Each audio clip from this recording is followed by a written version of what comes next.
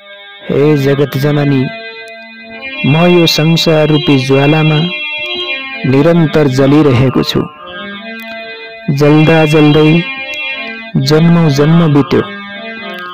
यो जन्म पनि हेर्दा हेर्दै दिन, महिना, वर्ष, बाल्यकाल, युवा अवस्था गर्दै वृद्धावस्था लाग्यो। तर सुखको आभाससम्म हुन सकेन।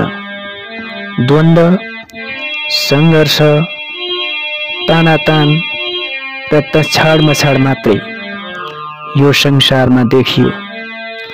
कहीँ कतै शीतलता देखिँदैन।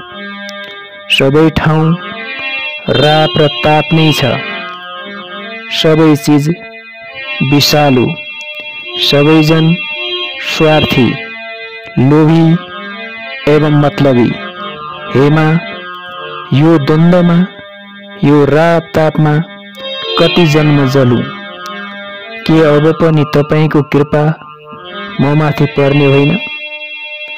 तपाई आनन्दमय, आनन्द स्वरूप, म भने दुःखको गहिरो सागरमा।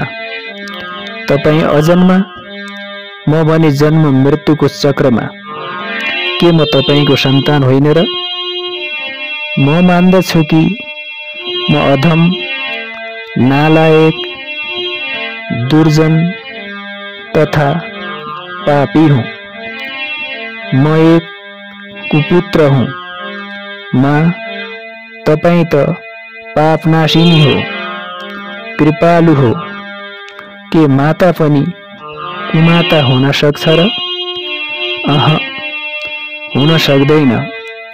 त्यसैले माता, मेरो हात समातेर उद्धार गर्नुहोस्।